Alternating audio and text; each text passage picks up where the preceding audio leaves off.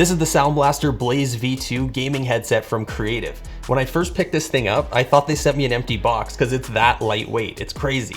But good thing that wasn't the case because that'd be weird. So this is an affordable plug-and-play gaming headset. It uses a standard 3.5mm connector, and that means it works with anything with a 3.5mm jack. That's PC, Mac, PlayStation, Xbox, Nintendo Switch, and mobile devices. So the compatibility with this one is just massive. Inside the box, there's a bit of paperwork including a user's manual, some warranty information, and some instructions to help get you set up with the Sound Blaster Studio Essential software on the PC. And that's going to be really important for anybody that wants to get the most out of this headset. I found that it made a huge difference to the audio quality, and we're going to talk more about it a little bit later in the video. According to my scale, it weighs just 164 grams without the cable, so it's a very lightweight design.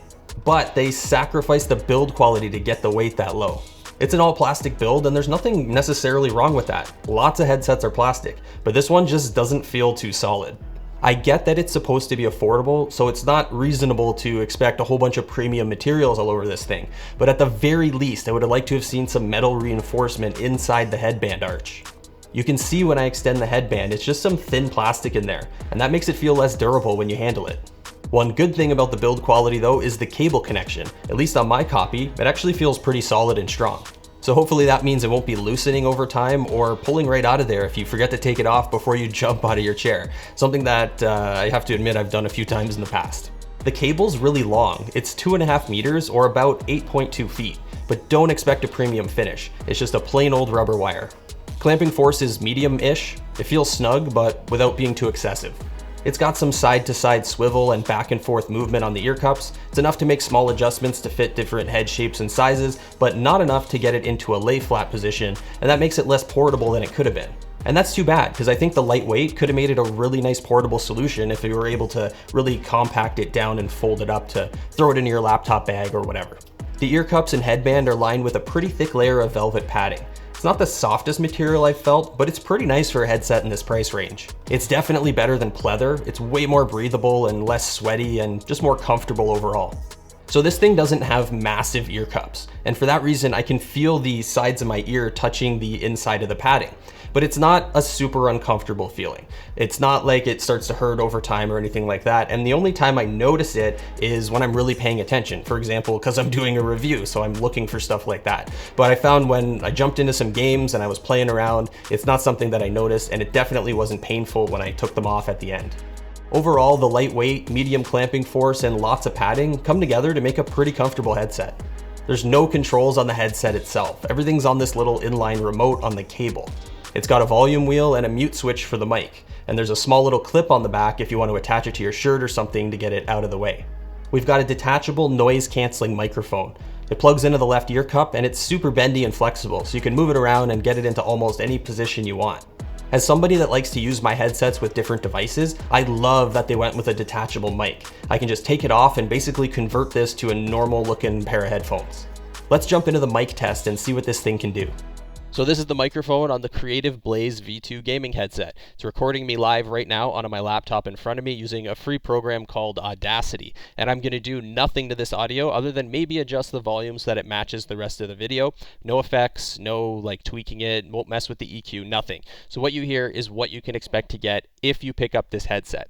So a couple things I want to mention. Number one, can you hear any background noise? Because it's supposed to be a noise canceling microphone. So I've got this computer running in front of me right now with all kinds of fans, and there's actually a bunch of video lights all around me with active cooling fans as well. So there is a low frequency humming from those fans. Can you hear it if I stop talking? One of the other things you want to look for is it picking up a lot of echo? Because that can be annoying if you're gaming and other people are trying to hear what you're saying and they hear everything like 2, 3, 4 times because it's bouncing around and echoing like crazy. Now, this is an acoustically treated room. Technically, you can see the sound panels here, but by no means is it professional. I just have some sound panels on the wall and there is still echo in here. So can you hear any of that while I'm talking? And then obviously, like, am I clear? Is there any static noise? Do I sound all nasally and weird, or is it coming through nice and clear? So you be the judge of all that stuff. And I actually haven't listened to it yet. So I'm going to stop this recording, go listen to it, and then we'll jump back into the video and I'll tell you what I think about it. Not bad. It's not going to be a substitute for a dedicated USB or XLR mic, but it's doing a good job and, in my opinion, sounds better than some microphones on headsets that cost a lot more. It's perfectly fine for in-game comms, and if you're on a budget, it could even get you going with some basic streaming or content creation. And it seems to be doing a good job blocking out background noise. I couldn't hear the sounds from my computer or other stuff in the room when I went back and listened to the sound test. Creative went with 40mm full spectrum drivers on the Blaze V2 with a standard frequency response of 20 to 20,000. Sound quality right out of the box, plugged into my PC or smartphone because I tested it there too. It's nothing to really get excited about. I found that they were pretty much in line with my expectations for a budget gaming headset. But when I got the Studio Essential software installed, everything changed. I felt like I went from using a $30 headset to a $130 headset. The difference was night and day. It's insane. The software lets you select from a few different EQ presets or create your own. I found the gaming preset really brought everything to life, and I just left it on there for everything, not just gaming. I like how punchy the bass is and how clean the audio sounds overall. And don't worry about not being able to hear all those little in-game sounds like footsteps, because it's all there. I played Apex Legends and Overwatch 2 during my time testing these and had no problems hearing stuff in either one. Another thing you can do with these is plug them into a separate DAC and then use that to enhance the audio instead of the Studio Essentials software. I've got this Katana V2 soundbar also made by Creative, and the headset works great plugged right into there. I also have a review for the soundbar. I'll put a link down in the description so you can check it out. So the Blaze V2 is a bit of a mixed bag for me.